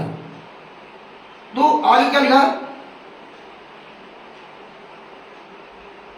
ये सब इसमें बताया है। अंत में क्या किया ये सब आप खुद पढ़ें घर में तो पता चलेगा। अंत में कहा है, वाणी में बोला परमात्मा का, ऐसे शिष्य उपदेश ही पाई, ऐसे शिष्य उपदेश ही पाई, होए दिव्य दृष्ट पुरुष पे जाए। उपरोक्त विधि से गुरु जी के सामने, और नहीं रहेगा, गुरु जी के सामने फोटो तो सवाल ठीक, चेहरा ऊपर नीचे, गुरु जी के सामने विनम्रता पूर्वक प्रश्न करने तथा समर्पित भाव से दीक्षा प्राप्त करके भक्त दिव्य ज्ञान रूपी सब हरदम उपदेश करते भक्ति करता हुआ परमेश्वर के पास चला जाएगा। जो इस तरह से भक्ति करेगा वही परमेश्वर के पास जा सकता है, वरना कोई परमेश्वर के पास जा नहीं सकता। तो आप सब सोच लीजिए कि आप किस तरह से आपने नाम दीक्षा संत रामपाल जी महाराज के रहते सहते लिया, या उनके जाने के बाद लिया, या अभी भी जो ले रहे हो वो क्या कर रहे हो। तो मैं फिर अपना वापस वहीं आता हूं कि अगर आप लोग इस तरह से नाम दीक्षा लिए होते तो कभी भी 2006 का करौथा कांड, जुलाई 2006 का करौथा कांड कभी नहीं होता। आपको सबको टारगेट किया गया, जैसे बरवाला कांड कराया ऐसे ही इन्होंने करौथा कांड कराया, सेम डिट्टो वही घटना की। और देखिए आपके गुरु जी को 22 महीने जेल में रहना पड़ा, रोहतक जेल में, और 22 महीने तक इन राष्ट्रीय समाज सेवा समिति गुंडे, जो वर्तमान समय जिनको राष्ट्रीय समाज सेवा समिति कहते हैं, या मुनिंदर धर्माष्ट्र नाम बदल लिया, अब वो सतलोक आश्रम पता नहीं क्या क्या बरवाला इस तरह से बोला करते हैं। तो इन लोगों ने जो 37 प्लस संत रामपाल जी महाराज 38 में 37 लोगों ने, नहीं हाँ 38, इसमें थोड़ा मिस्टेक हो गई, इन लोगों ने अपनी जमात करा ली। करौथा कांड में इन गुंडों ने अपनी जमात करा ली, लेकिन नाव के गुरुदेव संत रामपाल जी महाराज जमात नहीं कराई। एक ही केस, एक ही धारा, और संतरामपाल जी महाराज को 22 महीने जेल में रहना पड़ा, 22 महीने। और जैसा कि बताया जाता है कि संतरामपाल जी महाराज के सीने के बाल तक नचवाए इन्होंने जेल के अंदर, बहुत यातनाएं दिलवाई संतरामपाल जी महाराज को, 22 महीना जेल में रहे। और इन गुंडों ने अपनी अपनी सब जमात करा ली, लेकिन संतरामपाल जी महाराज की जमानत ना तो उनकी पत्नी अनारुमाई ने कराई, ना उनके लड़के वीरेंद्र और मनोज ने कराई, ना उनके बेटियां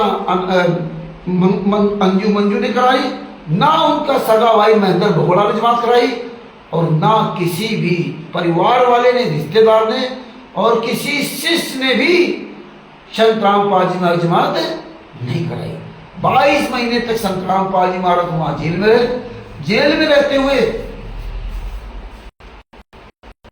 रोहतक कोर्ट ने संतरामपाल महाराज को पर्सनल बॉन्ड में जमानत दी 22 महीने बाद, और पर्सनल बॉन्ड में जमानत दी, और पर्सनल बॉन्ड में संतरामपाल जी महाराज जेल से बाहर आए। और यहां तक देखिए कि संतरामपाल जी महाराज की हाजिरी माफी तक के लिए, क्योंकि 22 महीने जब संतरामपाल जी महाराज जेल में रहे, तो जो 22 महीने के अंदर जेल के अंदर का जो उनका आचरण था, उस आचरण को देखते हुए, उस आचरण को देखते हुए कानून ने, न्यायपालिका ने, जज ने संतरामपाल जी महाराज की हाजिरी माफी तक कर दी। और संतरामपाल जी महाराज को जैसे वहां छोड़ा, वैसे इन गुंडों ने अंडर अरेस्ट करके हाईजैक कर दिया। और इसके बाद इन्होंने टाटा डिकोर महंगी गाड़ियां खरीदी, इसके बाद खरीदी, और उनको बुलेट प्रूफ गाड़ियां बनवाई। हालांकि जैसा कि मैंने सुना कि बुलेट प्रूफ गाड़ी जो कोई बनवाना चाहता है तो वहां के डीएम से परमिशन उसको लेना पड़ता है। तो इसके बारे में दास आरटीआई लगवाएगा। आज फिर मुझे वो टॉपिक याद आ गया, हालांकि गोपाल दास जी से मेरी बात हुई थी, इसके बारे में आरटीआई लगवाएंगे, जो हिसार में या रोहतक में, इस सब जगह लगवाएंगे तो पता चल जाएगा। तो 22 महीने बाद संतरामपाल जी महाराज जेल से बाहर आए और इन्होंने अपने अंडर अरेस्ट कर लिया। 2006 के पहले जैसा कि बताते संतरामपाल जी महाराज डायरेक्ट नाम दीक्षा देते थे। इसके बाद इन्होंने एक महिला के द्वारा नाम दीक्षा दिलवाना शुरू किया। टाइम कितना हो गया? नहीं, हमको बोलते हुए कितना टाइम हो गया? तो 7 मिनट ना।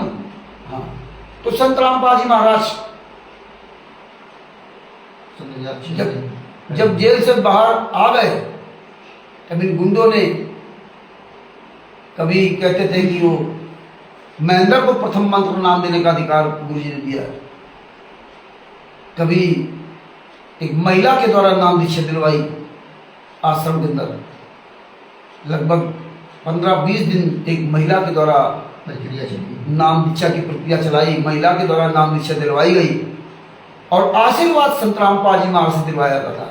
देखिए, वही है सतलोक आश्रम बरवाला, जिस सतलोक आश्रम बरवाला के अंदर राष्ट्रीय समाज सेवा समिति के गुंडे एक महिला द्वारा नाम दीक्षा दिलवा रहे थे और लगभग 20 दिन नाम दीक्षा दिलवाई थी, 15 से 20 दिन तक, जैसा कि हमारे सतगुरु संतरामपाल जी महाराज ने बताया।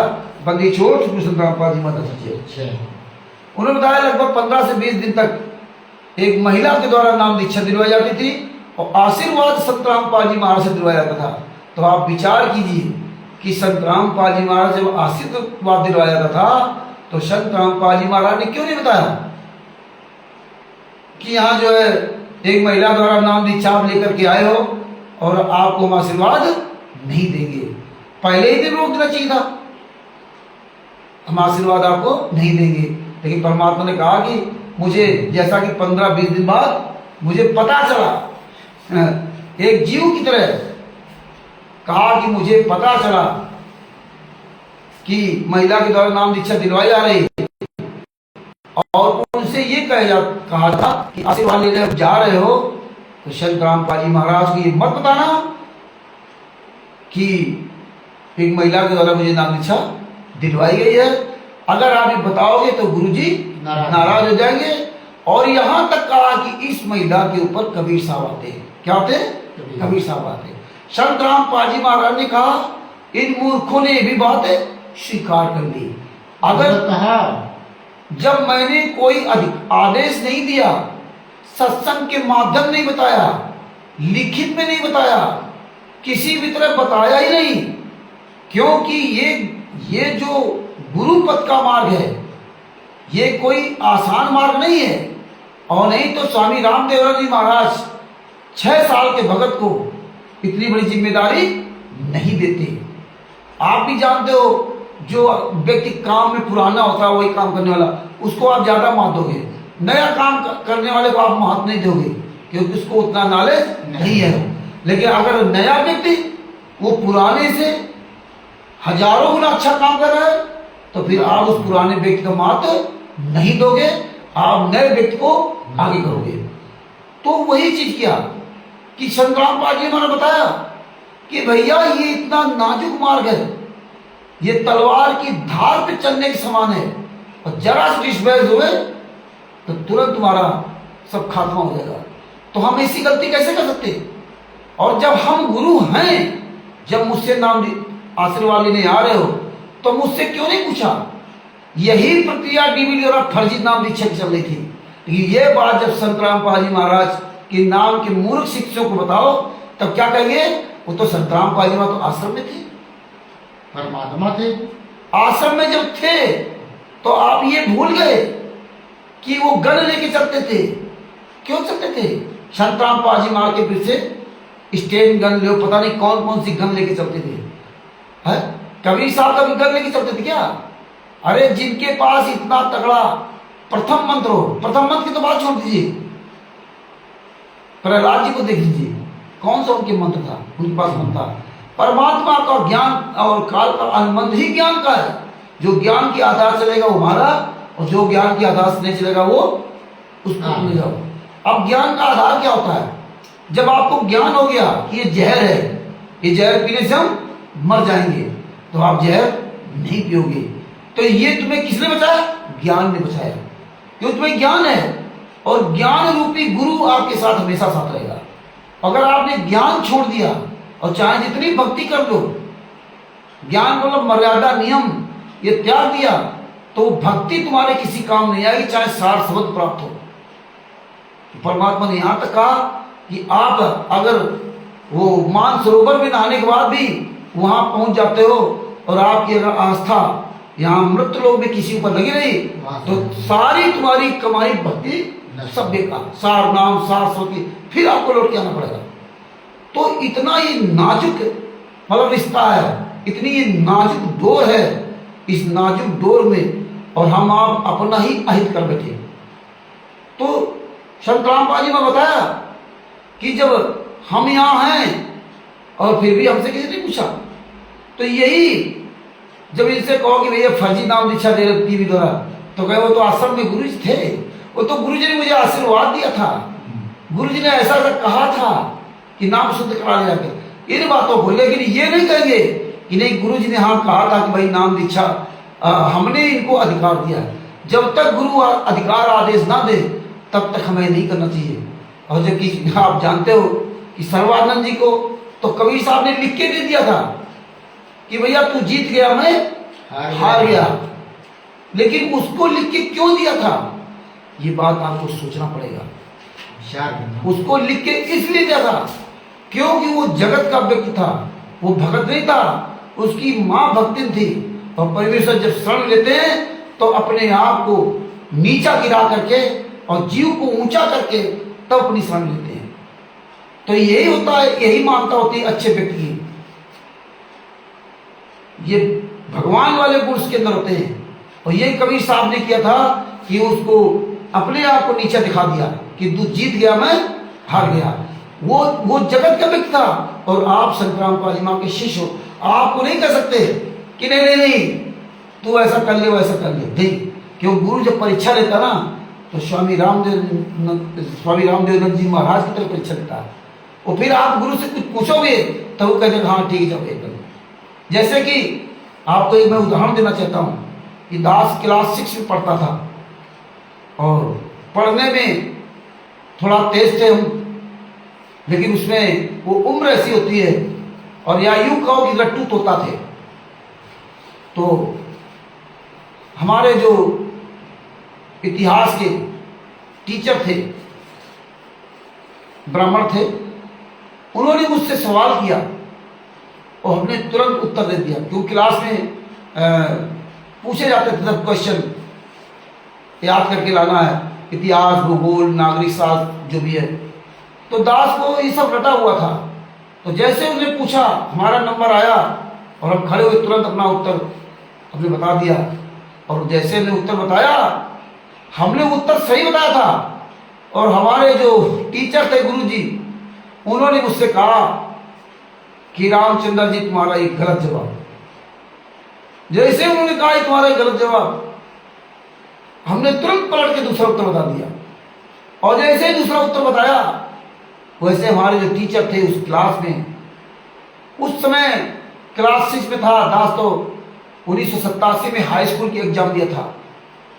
तो समझ लीजिए क्लास 6 में हम कौन सा सन होगा, 6 से 87 जोड़ लीजिए, 4 साल का अंतर, तो लगभग 85 नहीं 85 का है। हाँ, क्लास 6 से और हाई स्कूल 4 साल जोड़ लो, 87 भी थे ना। हाँ 87 में, हाँ तो 4 साल कम हो, तो 83, 4 से 87, हाँ लगभग 1983 के आसपास बात है। हाँ 82 मान जो भी है। तो उस समय एग्जाम दिया था, और उस समय इतनी हमारे लोगों की बुद्धि प्रखर नहीं थी, गांव के हम लोग थे। और जब उसने कहा कि तुम्हारा ये गलत जवाब, और हमने दूसरा उत्तर बता दिया, तो मेरे टीचर ने मुझसे क्या कहा, जिसकी बात एक है उसका बाप एक, और जिसकी बात अनेक है उसके बाप अनेक। मेरी वो बात इतनी अंदर चुभ गई कि हम उस टीचर को दुश्मन की नजर देखते थे। क्यों? मुझे लगता था कि मुझे उस क्लास में सबके सामने, जिस क्लास में लगभग 30-40 बच्चे बैठे होंगे, उन सब के सामने मुझे दोगला साबित कर दिया। क्या कर दिया? दोगला साबित कर दिया।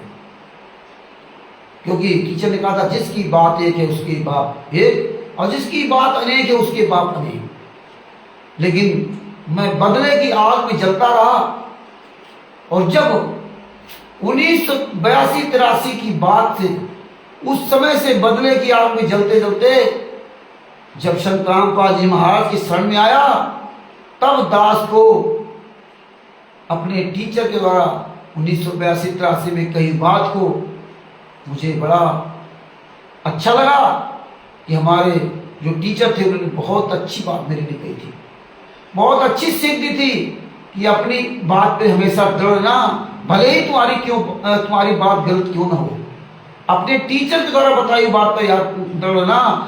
और आप जब आंसर देना तो आपके अंदर ये विश्वास होना चाहिए कि मेरे गुरु ने मुझे यही पढ़ाया, भले ही चाहे आप गलत बोल रहे हो, लेकिन आपको कॉन्फिडेंस होना चाहिए।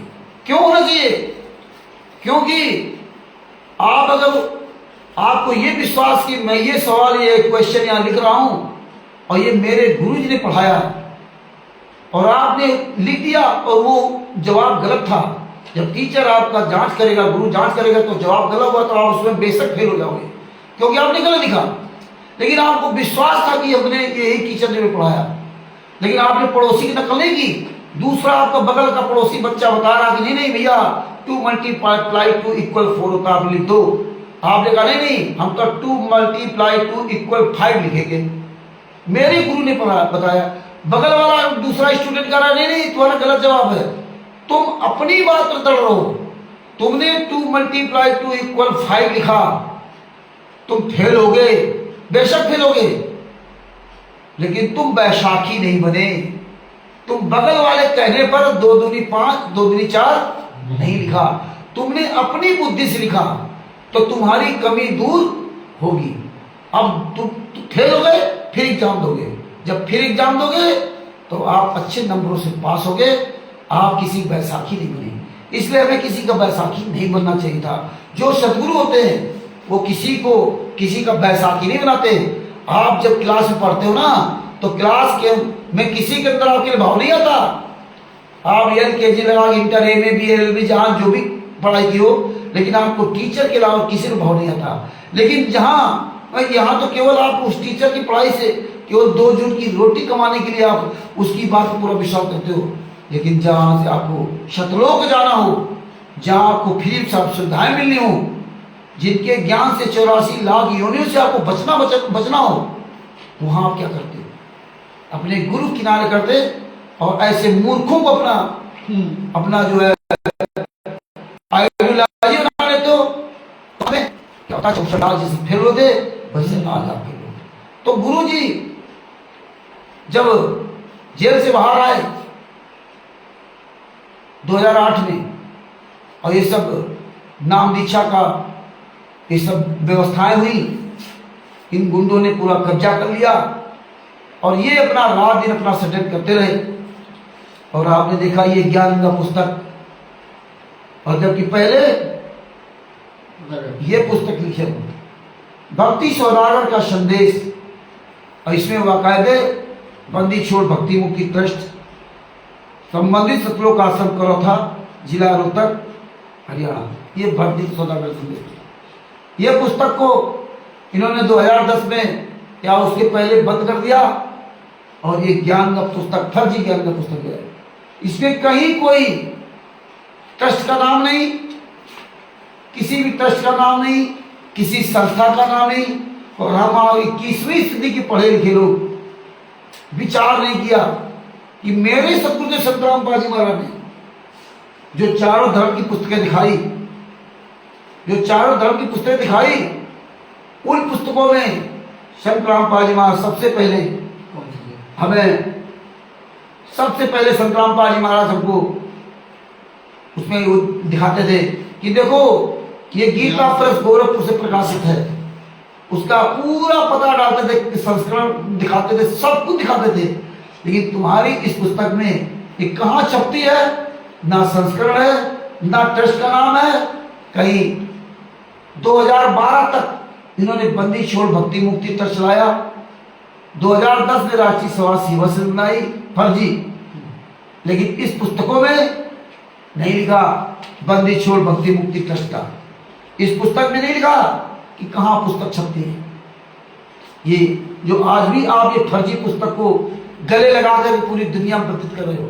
लेकिन ये ज्ञान अमृत शरण का 20 नाम पुस्तक, ये भी जो बनी थी, परमात्मा ने दया करके ये पुस्तक बनवाई थी। उस गद्दार सदूसर ने के द्वारा परमात्मा ने ये पहचान लिखवा दी थी कि देखिए इसमें उस पुस्तक जहां छपी उसका पता नहीं लिखा है, लेकिन इसमें गुरु गद्दार सदूसर को पता लिखा हुआ है। आप ये कह सकते हैं कि इसमें क्यों नहीं पता लिखा, इसमें सदूसर ने अपना पता क्यों नहीं लिखा? इसके 2 कारण होते हैं।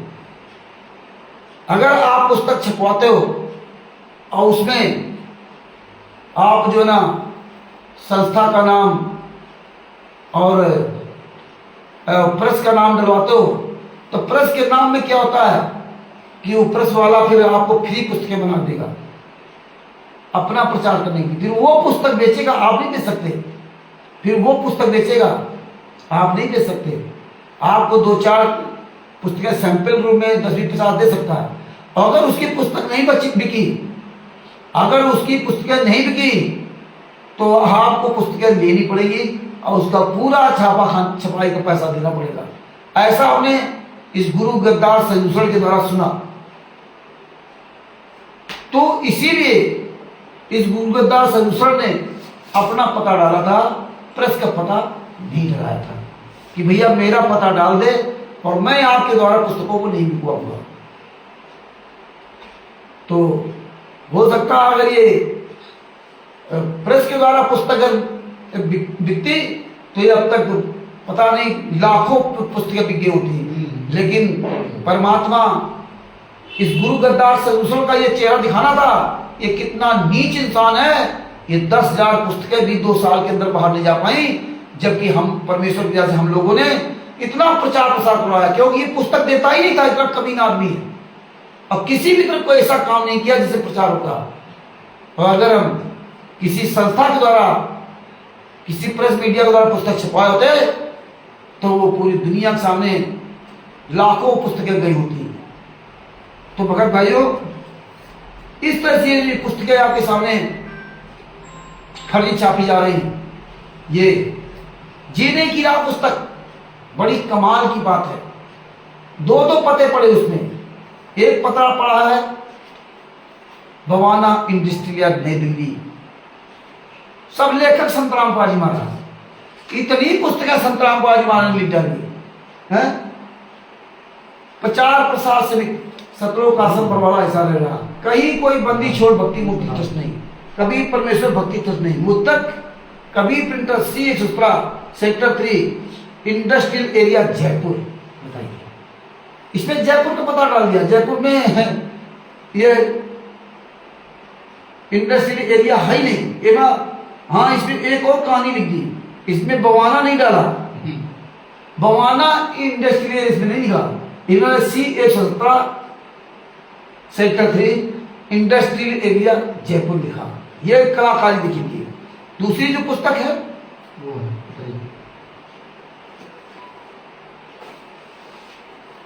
ये दूसरी पुस्तक है,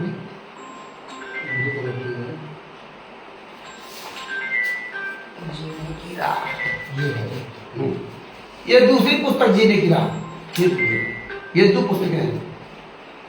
ये जीने की राह दूसरी पुस्तक। इसके देखिए, इसमें क्या लिखा है, कबीर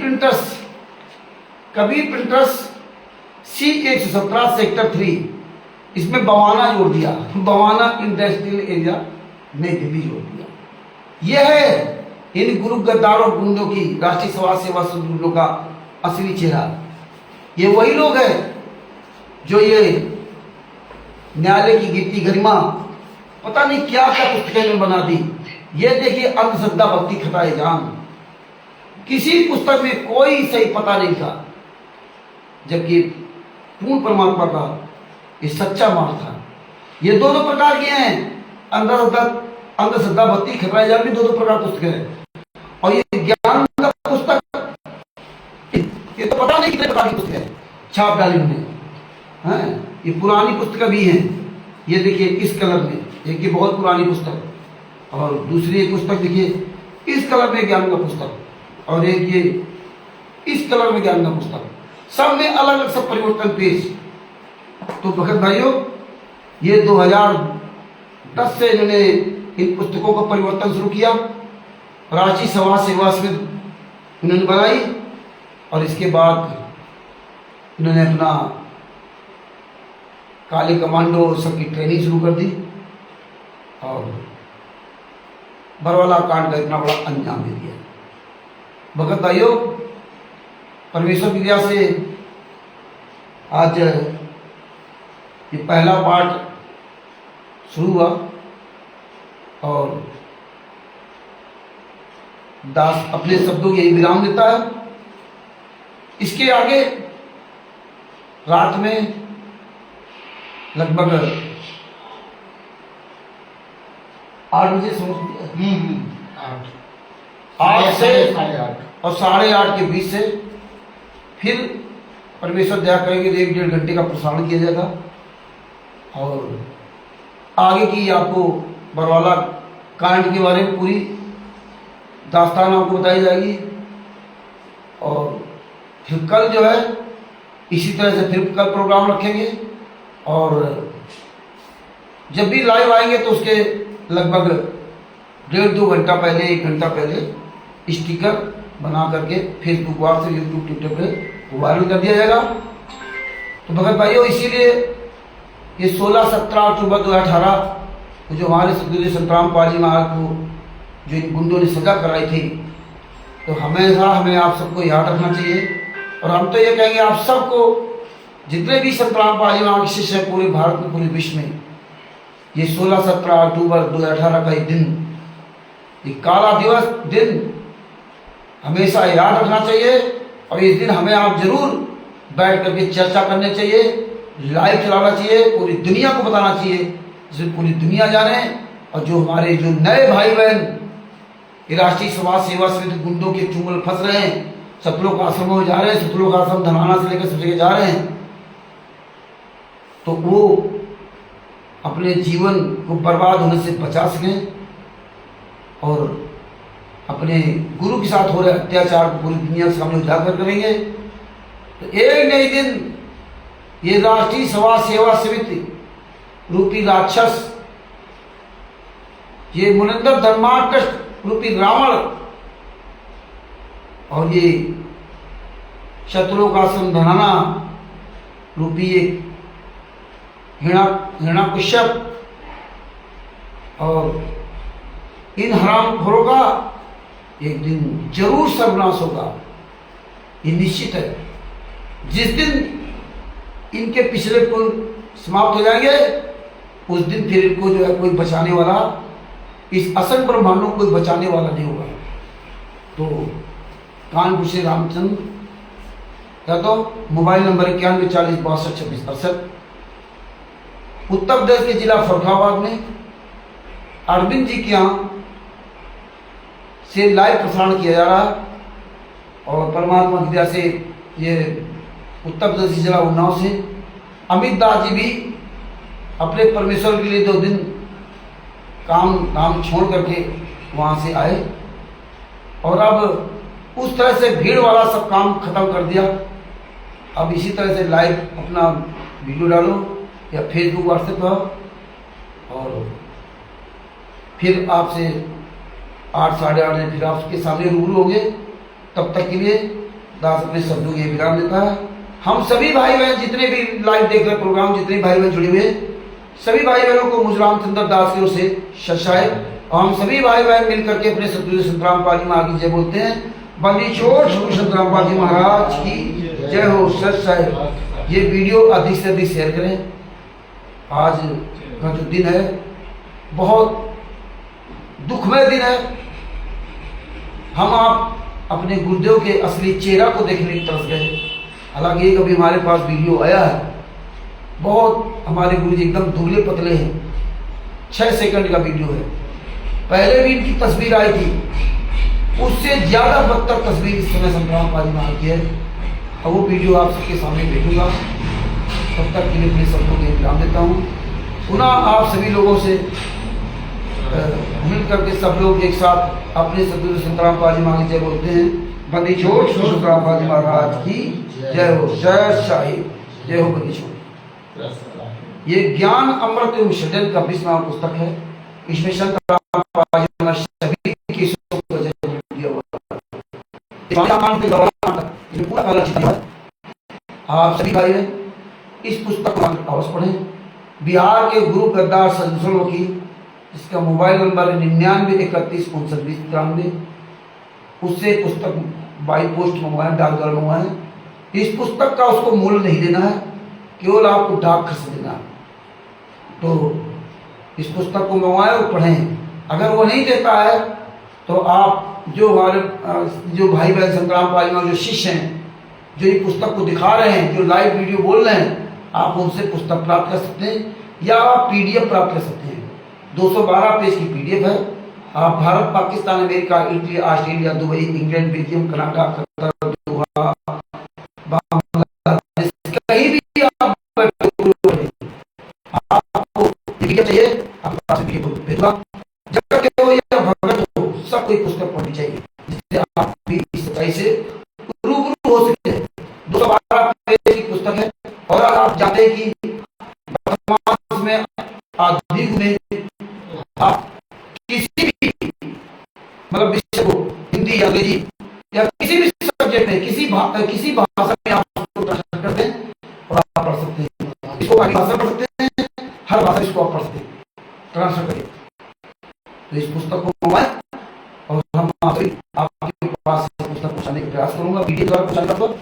कानपुर से रामचंद्र दास, मोबाइल नंबर 9140 62 26 68।